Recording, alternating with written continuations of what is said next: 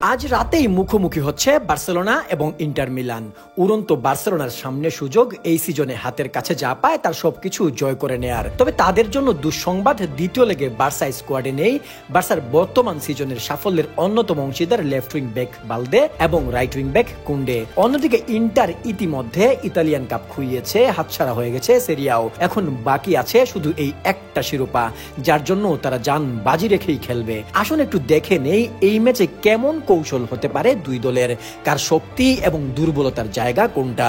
আমি সেদিন যখন ইন্টার মিলানের সাথে বার্সেলোনার খেলা দেখছিলাম তখন বারবার একটা কথাই বলছিলাম যে ইন্টার মিলান আসলে ধারণা পেয়ে গেছে কিভাবে বার্সার গোল মুখ খুলতে হয়। এই কাজটা আসলে অনেক ডিফিকাল্ট ছিল এই সিজনে।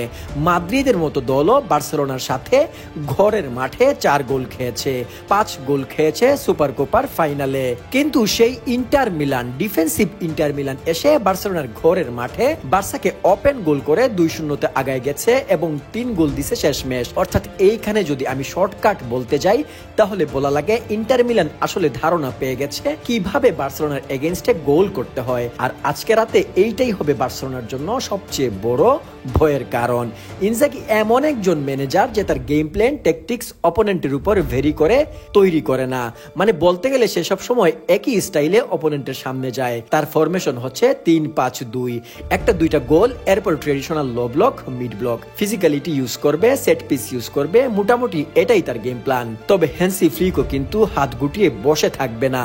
বার্সা সেদিনের মতো আজকেও ম্যান টু ম্যান মার্ক করেই খেলবে। ফেরান অন এইচআরভি, Lamine on Bastoni, Rafa on Bisseck, Olmo on Hakan, Pedri on Barella and so on. লেওয়ার অ্যাবসেন্স, তার অফ দ্য বল মুভমেন্ট অভাব বার্সা টের পেয়েছিল সেই দিন। লেওয়া থাকলে তাকে অন্তত 2 জন দিয়ে মার্ক আপ করাতো, তখন সুযোগ মতো অলমো একটু ফ্রিডম পেত। লেওয়ার এই কাজটা ফেরান একটু দেরিতে করে, একটু চান্সও ক্রিয়েট করে, বাট ভেস্তে যায়। ইন্টার ট্রাই করবে বার্সার হাইলাইন স্পেস এক্সপ্লয়েট করার, কুইক পাসিং খেলে, যেটা তারা করেই থাকে। ইন্টার যদি বাই চান্স আবারও লিডে এগিয়ে যায় তাহলে আবারও তারা সেটব্যাক ফর্মুলায় এগোবে।